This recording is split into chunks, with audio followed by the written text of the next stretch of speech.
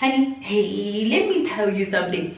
You're bad with money now, and you think having more money is going to solve your problems. It is not going to solve your problem, because you know what's going to happen. On the day that money falls into your lap like manna out of heaven, it's going to disappear. You're going to eat it all gone.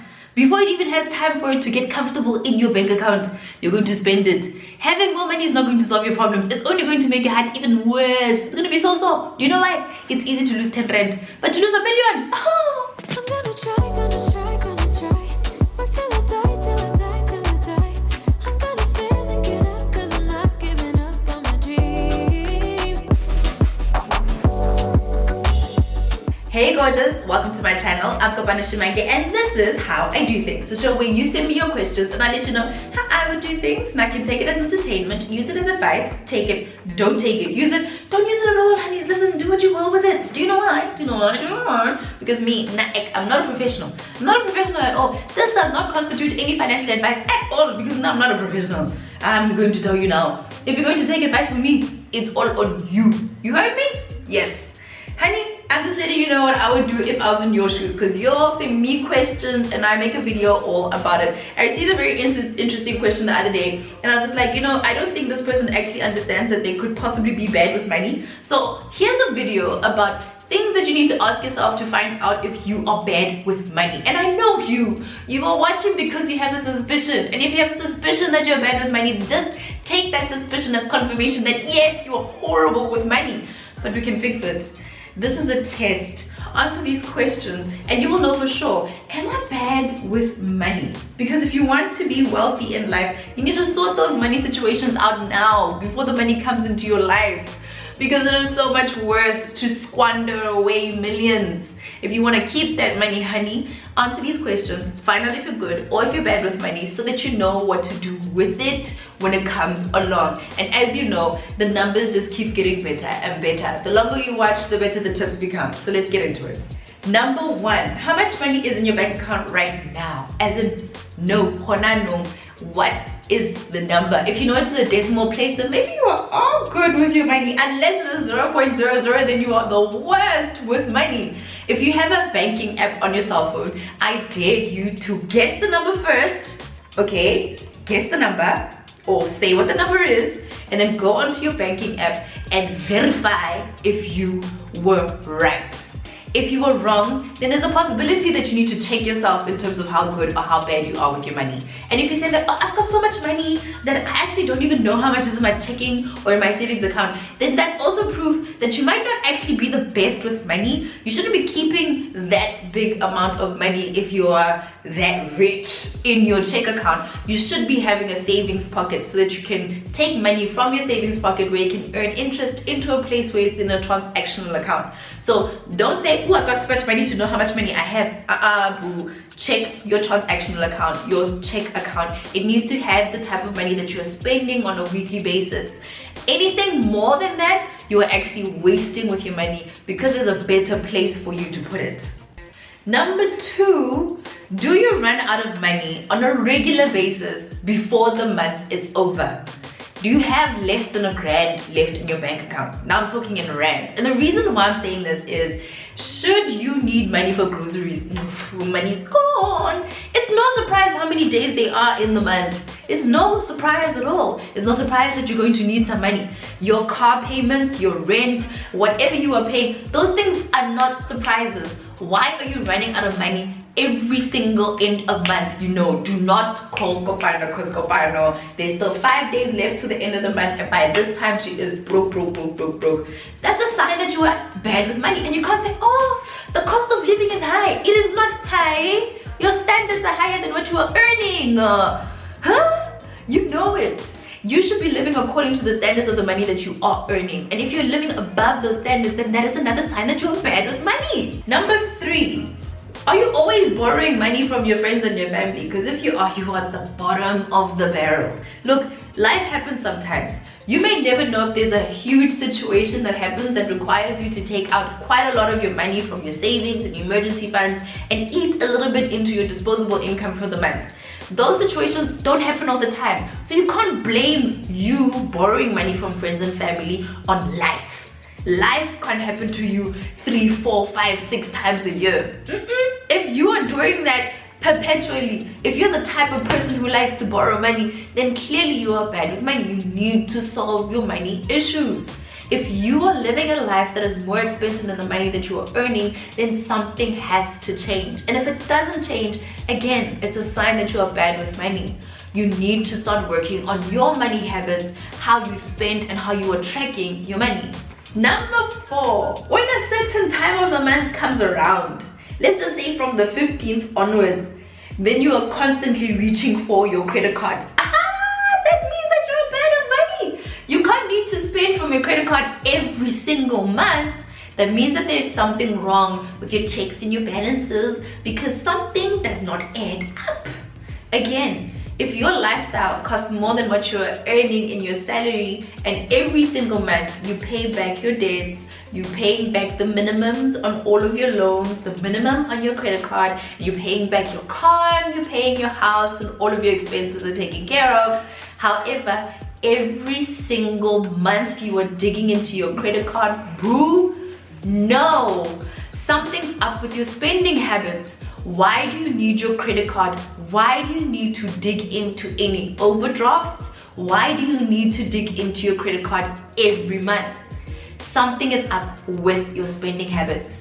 You need to be able to live within your means. Your credit card is not your means. It is above and beyond your means. Your overdraft is above and beyond your means. You need to be able to spend in such a way that you have money left over every single month. Even if it's a couple hundred, it's better than you having to go into your credit card every single month. Number 5, if you know what late fees is, if you have paid late fees and you do so on a regular basis, you're a regular with the late fees, you know that, no, I can't pay this right now, but I know that all I have to pay is XYZ. Why do you know the details of late fees? That means that you are always digging into money that is not yours. It's like having a revolving account. If you have a revolving account and you're constantly taking out money from this revolving loan, sign bad with money. It all boils down to the same thing. Lifestyle costs this, babes is earning here. That's a problem. Babes must be earning here and lifestyle must be below what you are earning, because that just means that you have extra money left over that you are saving. And if you are saving and you have emergency funds and you have your investments going on, that's a babes who's good with her money. But if you have a revolving account, if you pay late fees, and if you know that there's a loan that you're constantly taking out of, you're constantly reaching into your credit card, those are signs that you're bad with money. You need to go back, have a conversation with me, myself, and I, and see, ladies, how do we fix this money situation? Number 6 is about that revolving loan. Babe, why must it revolve? You keep on taking out a little bit more, paying back, a little bit more, paying back. It means that every single time that you get a hold of your finances, you want to upgrade your life in one way or another. Stop it. That is lifestyle inflation. Stick to the lifestyle you currently have and the current lifestyle that you can afford until you get your debts into a good place. That's what it means to be good with your money. To realize that I can't be living my lifestyle on debt. I need to get my debt under control, start to build up my savings, and start to build up my investments. And from the money that I'm earning that is extra from the interest, then build up my life. You can't constantly be living on debt, expanding your life on debt, buying clothing on debt, trying to live your best life on debt. That's just a sign you're bad with money. Number 7, do you spend money on things that you know you can't afford, and you just take it out and you swipe, or you just check out and you're just like, listen, Jesus, take the wheel? We know we've done that. I've done it before. Where I'm just like, it's pricey, but it's cute. And I have the money now, but I won't have enough money for the rest of the month. Swipe, Jesus, take the wheel. Take the wheel. No. There's no taking the wheel of anything. You can't get yourself into a bad situation and then you want to go and be like, please fix it. No. If you have the tendency to be a compulsive spender, knowing that my budget was only 1,000 rand when I walked in here, I walked out with shoes worth 3 grand instead, then that is a sign that you are bad with money. If you know that you do have extra cash to spend, go ahead. But if you do not have it, if you know you can't afford it and you spend it anyway, thinking to yourself that, you know, we shall see to finish, the future will handle itself. Stop getting yourself into those situations. Number 8 is a big one. Do you miss your debt repayments? Even if you're missing them by a few days, you're still missing them. And on missing them, you are charged interest, you are charged fees. If you're not paying your debts on the date that is specified for you to pay them back, that is a sign you are bad with your money. This negatively affects your credit score. So you want to make sure that you pay on the date that you agreed on. If you said that you're gonna pay on the 5th, honey boo child, pay before the 5th or on the 5th. If you are setting up any debit orders and they bounce, it is a sign that you're bad with money. Call the people that you have debts with if the payment dates on your side are different.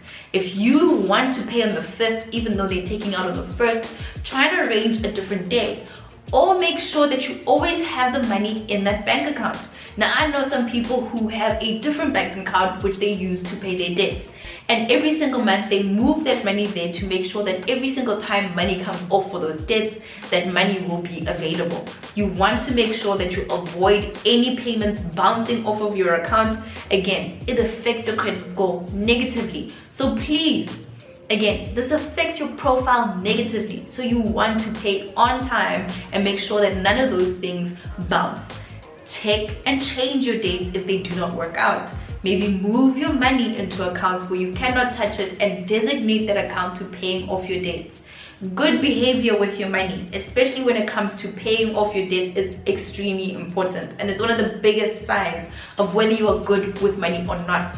Majority of the things that I said in this list have to do with your ability to live within your means. I know that you might want to go drive that Beamer, but if your money does not accumulate to that Beamer, don't buy it. Rather be patient, accumulate the money, have a good record, and once you are at the point when you can afford it, you'll have peace of mind. You'll continue to have great money and you'll continue to live within your means.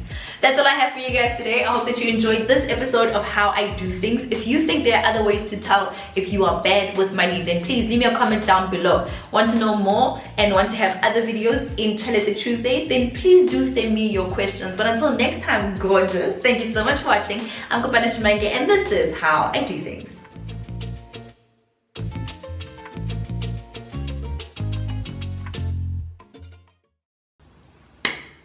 You know, I got you. You got my back, I got you, you know. I come to you humble, I come to you extra humble, you know. Nothing more humble than 0.00 in the bank account, you know. That's extra humble. It's extra humble. I come to you and I ask you. I'm just asking, you know. Your words say, if I ask you, listen, I gotta just knock, you know. I'm knocking. Listen. All I want is, you know that stuff from Exodus? You know, the manna from heaven and all? Yo, I could do with some manna. Manna in the form of money. Your boy be humble, extra humble. You said you listen. You said if I knock, I'm knocking.